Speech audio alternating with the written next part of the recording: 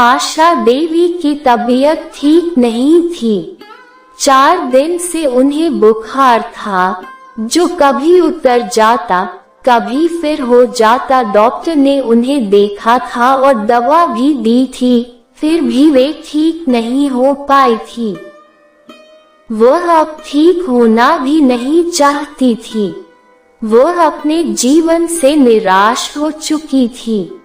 वह जिस वृद्धाश्रम में रहती थी, वहाँ के सभी लोग उन्हें समझा बुझाकर खाना और दवा खिलाकर सोने चले गए थे, पर उनकी आंखों में नींद नहीं थी। उन्हें अपना बीता जीवन याद आ रहा था। रात आगे बढ़ रही थी और उनका मन पीछे की ओर जा रहा था। 2 बहन 2 भाई में वह सबसे छोटी थी। 20 वर्ष की उम्र में उनकी शादी मनोहर लाल के साथ हुई थी।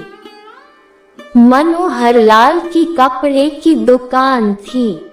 दुकान बहुत बड़ी तो न थी, पर इतनी बड़ी अवश्य थी कि घर की आवश्यकताओं की पूर्ति हो जाती थी। उनका गांव उनके शहर के पास ही था और खेती से भी सामान आ जाता था। इस तरह जीवन में ज्यादा परेशानी न था। मनोहर लाल अपने माता पिता की इकलौती संतान थे। माता पिता जब तक जीवित रहे, आशा देवी और मनोहर लाल ने उनकी उचित देखभाल की।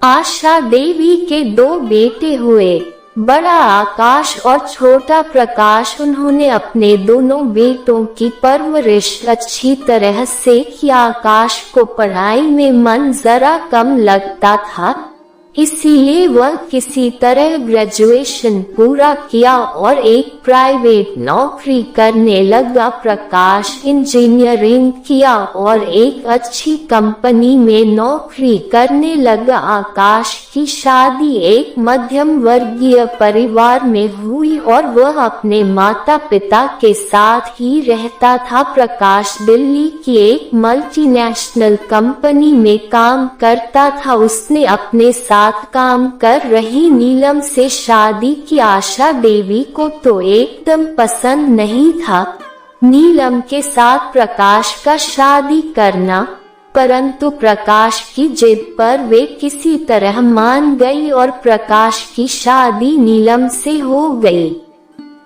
नीलम एक पढ़ी लिखी समझदार लड़की थी और वह आशा देवी और मनोहर लाल का सम्मान भी करती थी, पर आशा देवी उसे दिल से न अपना पाई। उन्हें हमेशा ये लगता था कि नीलम ने उनके बेटे से उनके मन के खिलाफ शादी की है। आकाश तो अच्छी नौकरी नहीं करता था, पर प्रकाश को तो अच्छी नौकरी मिली थी। वह प्रकाश की शादी ऐसे घर में करना चाहती थी जहां से उसे ढेर सारा दान दहेज सामान मिले, पर ऐसा हो न पाया। इसका जिम्मेवार भी वह नीलम को ही समझती थी। नीलम नौकरी करने वाली है और ज्यादा समय घर से बाहर रहती है। वह घर और परिवार का महत्व क्या समझेगी। ऊपर से नीलम को 2 लड़की हुई। इन सब बातों से वह नीलम से चिढ़ी रहती। जब कभी नीलम आती, वे उससे सीधे मुंह बात नहीं करती और उसे कोई अहमियत न देती। मनोहर लाल कभी कभी समझाते, पर वह उनकी बात भी नहीं मानती। उनके इस मनोभाव को आकाश और उसकी पत्नी हवा देते रहते, उन्हें नीलम के खिलाफ भड़काते रहते। वे नहीं चाहते थे कि माँ के मन में उनके लिए प्रेम और अपनत्व की भावना आए। वे उसे अहमियत दें। आकाश और प्रकाश दोनों के दो बच्चे हुए। आकाश के एक लड़की और एक लड़का हुए और प्रकाश को 2 लड़कियां हुई।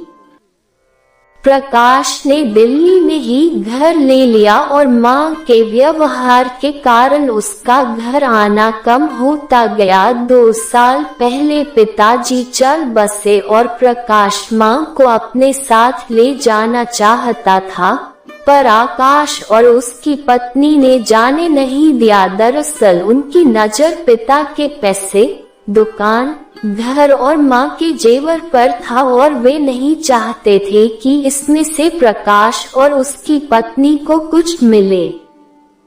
मां ने भी नीलम और उनकी लड़कियों को दिल से नहीं अपनाया और मन से सदा उसके खिलाफ रही। आकाश के बेटे अपने पोते शुभम पर ही जान लुटाती रही। आकाश और उसकी पत्नी माला ने भी उनके इस मनोभाव का खूब लाभ उठाया और धीरे धीरे घर, खेत, दुकान सब अपने नाम करवा लिए और सारे जेवर, पैसे भी हथिया लिए। आकाश अपनी प्राइवेट नौकरी छोड़कर दुकान संभालने लगा था। सब कुछ हथियाने के बाद मां का महत्व उनके लिए कुछ न रहा और उनका रवैया मां के प्रति बदलने लगा। बच्चे बड़े हो गए थे और अब उन्हें दादी के देखभाल की जरूरत नहीं थी।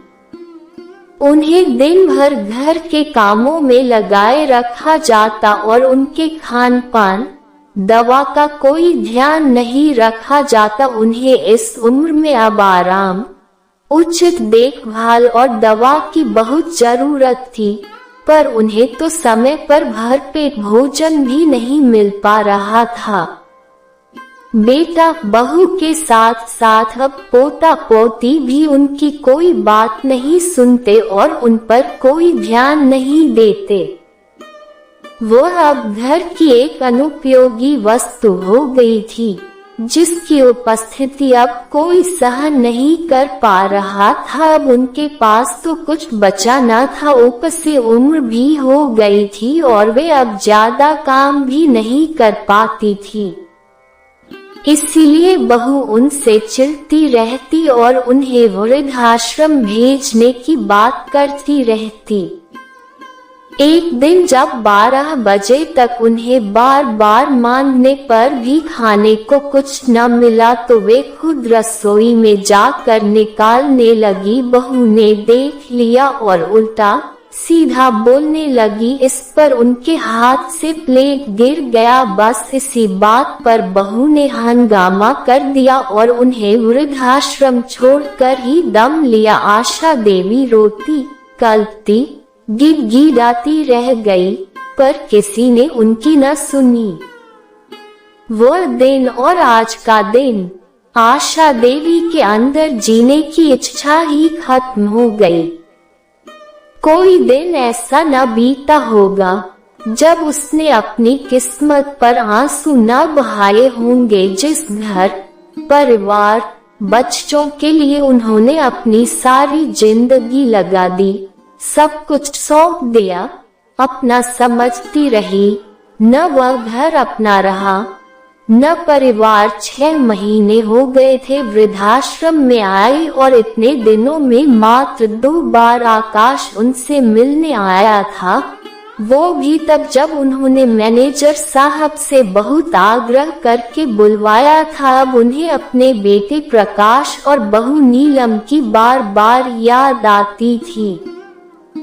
वे लोग तो उसे अपने साथ ले भी जाना चाहते थे, कई बार कहा भी, पर वह नहीं गई।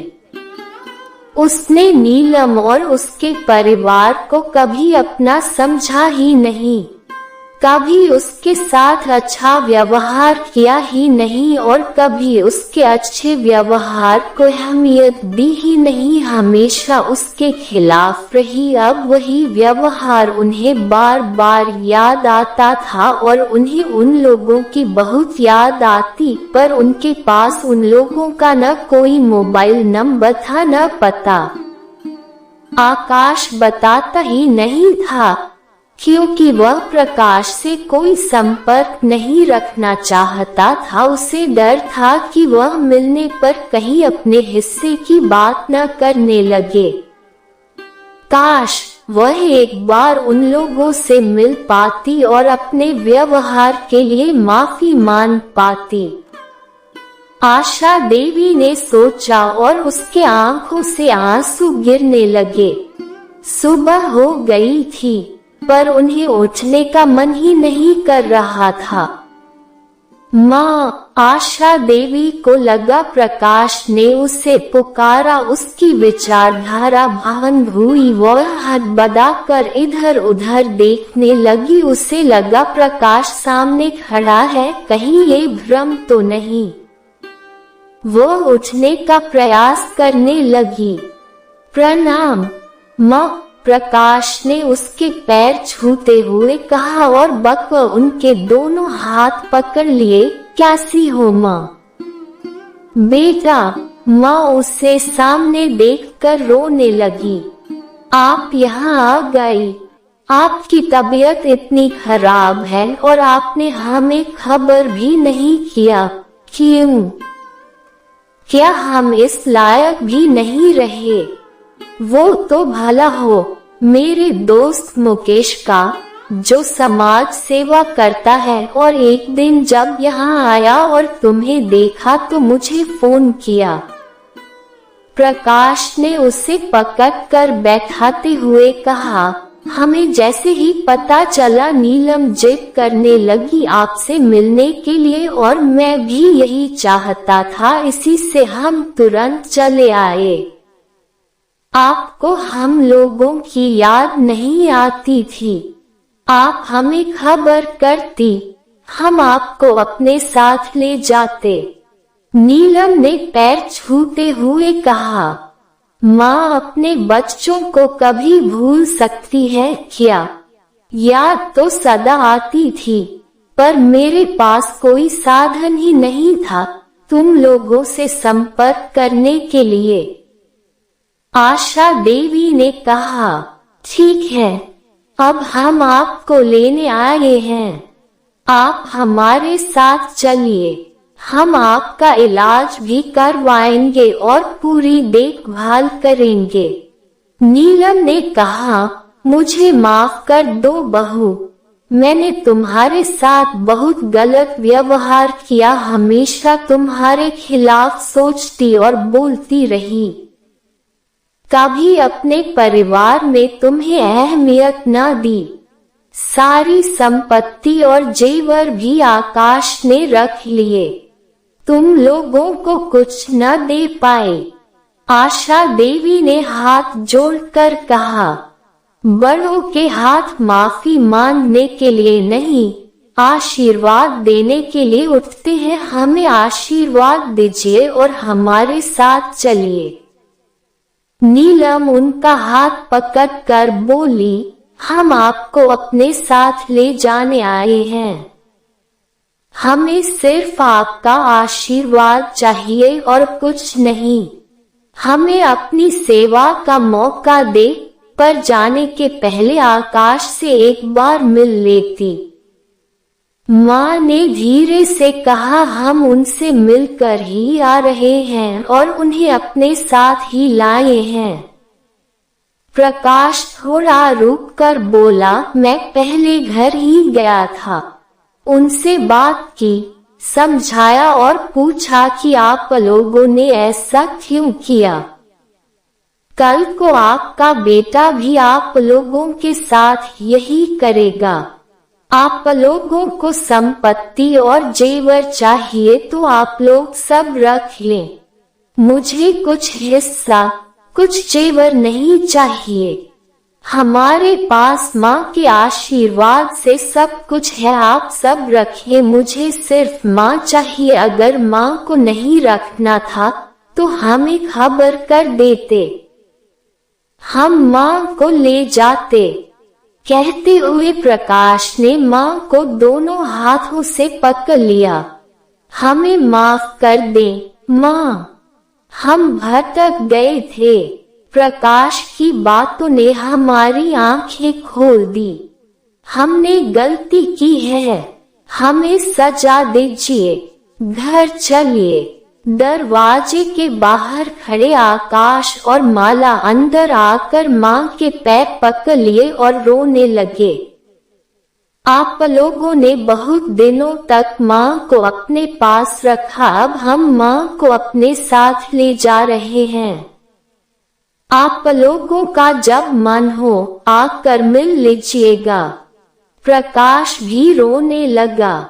रो मत बच्चों, आज तो खुशी का दिन है।